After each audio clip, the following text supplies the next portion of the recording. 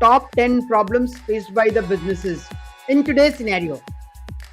People do come to me, and since a business coach, being a business coach, I do give them a solution. But before that, today I'm going to talk about the real businesses facing real challenges.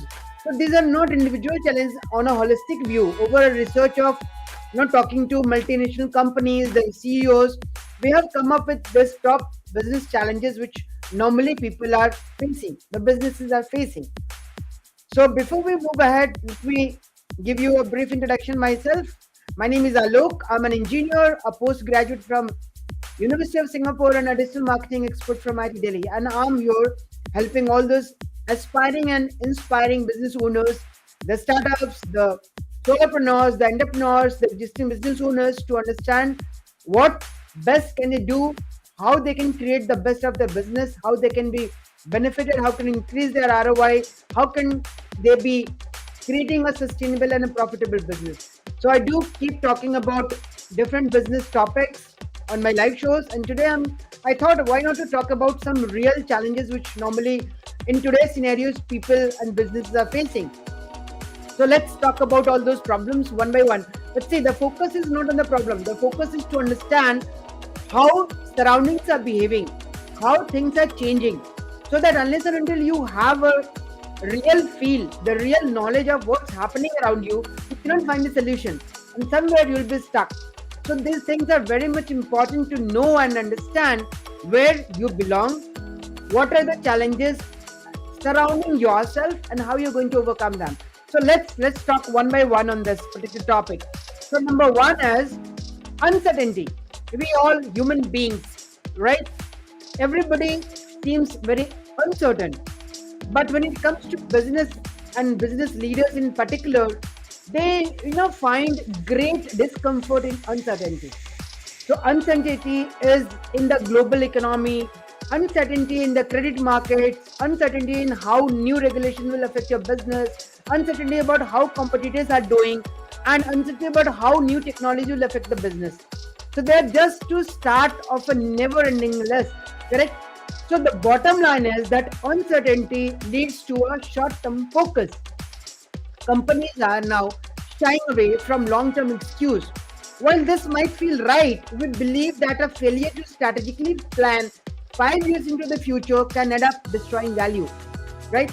So the problem to be solved, therefore, is to balance the need for a more reactive, short-term focus with the need for informed, long-term strategies. So a failure to strategically plan 5 years into the future can end up destroying value. So we normally talk about so many other things, parallelly moving ahead in the businesses, but there are so many uncertainties which now I have talked about. So let's move to the next point, which is globalization. So, when interviewed, the top CEOs of the top MNCs were interviewed, they cited the challenges of globalization as their top concern. So understanding foreign culture is essential to everything from the ability to penetrate new markets with existing products and services to designing new products and services for new customers to recognizing the emergent disruptive competitors that only months earlier weren't even known. So the problem to be solved is to better understand international markets and cultures through better information gathering and analysis of what it all means. Similarly, the incredible degree of government intervention in nearly all major economics of the world is leading to much of greater uncertainty, right? So there are marketplaces and bigger companies are struggling with innovation at a better innovation process because even it is in the topmost agendas of the topmost CEOs to be innovative. So the next point is innovation. So interestingly, I'll tell you that not the big companies anyway, though that changes some of these companies even smaller. This finding was a big surprise when we did our first, studies sometime later, and later it has been changed. And it seems big companies are struggling with innovation, and a better innovation process is at the top of the agenda of the most CEOs.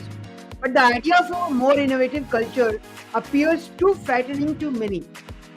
Not all these companies are ready to take those challenges of innovating new things. So the problem to be solved is how to become more innovative while still maintaining a sense of control over the organization. Now coming to the number 4 point, which is government policies and regulations.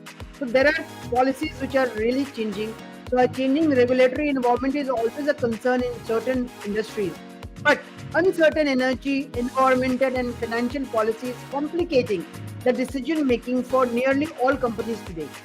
It's true that things seem to have settled down over the past couple of years, but are they really?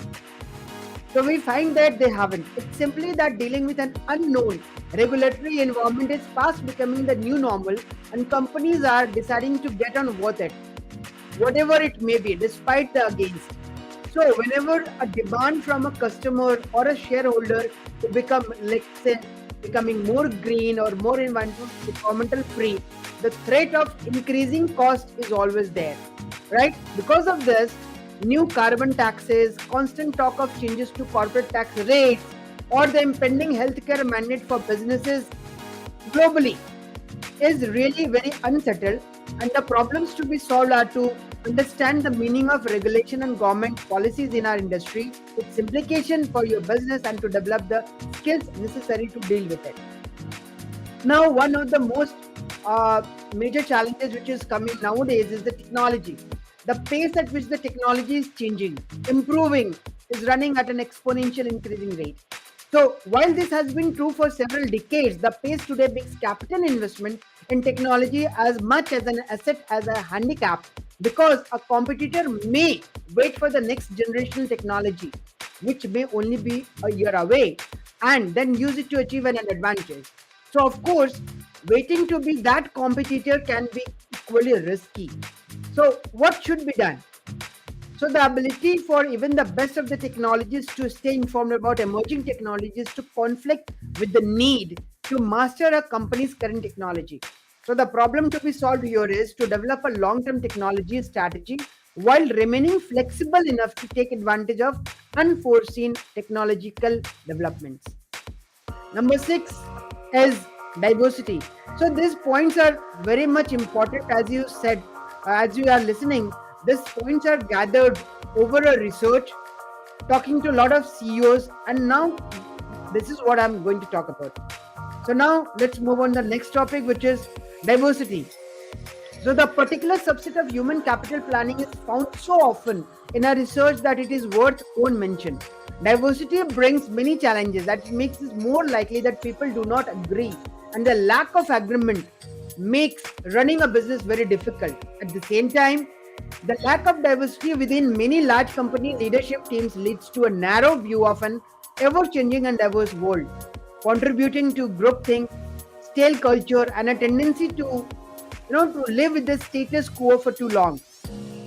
So now here, you know, I would say it really means that even if your company is diverse enough, it is fostering the expansion of different ideas and viewpoints. Right. Now, coming to the next point, which is complexity.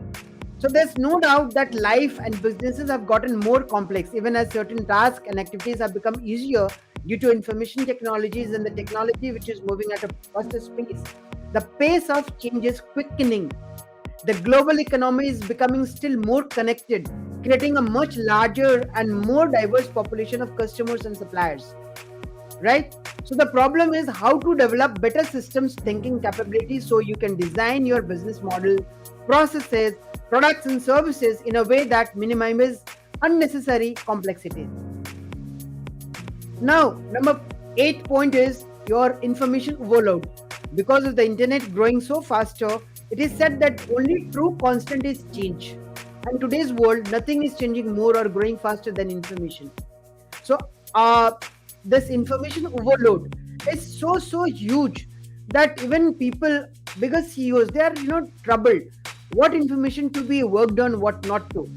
So the problem to be solved here is to deal with this mountain of information with both technology and human know-how. Everybody is not knowledgeable enough to give you some kind of a knowledge.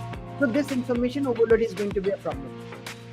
Now, number 9 is the supply chain. Because of uncertainty in demand and the need to stay lean, companies are carrying smaller inventories than ever. At the same time, uncertainty in supply driven by wildly changing commodity prices and apparent increase in weather related disruption and so many other things are there, which are increasing competition for raw materials, which is making again the supply chain difficult. The planning is going difficult and difficult. So smaller suppliers that even 5 years after the global financial crisis still struggle to get the credit they need to keep up with their larger customers, right? So the problem here is to develop a supply chain strategy that not only ensures the lower cost but also minimizes the risk of crippling supply chain disruptions. And number 10, which is the summary of all those things, is the strategic thinking and problem solving. So whatever you are doing, if you don't apply this strategic thinking and problem solving, these are the two things, you're not going to go anywhere. So the approach is to resolve that strategic thinking and problem solving, which are going to be the key successful business things, so that you create and develop a robust capability of all these points which I've talked about. So, business is not that easy to be run. It's not that easy to sustain and grow if you are not aware what things are happening around you, right? So these are the things which this is a global platform, I would say, and the problem which I've discussed is all about global things. So any company which is working as a multinational company in various countries, they are facing all these challenges. Maybe this may not be relevant to the smaller companies, but any company which is dealing into geographically bigger areas, or they can relate to it. And this is what my intention was, to tell you what you should be thinking ahead of times, so that you don't get trapped in this kind of a problems which is normally occurring. So thanks for watching me live. We'll see to it, and again we'll meet you with another episode of this kind of a topic. See you. Goodbye.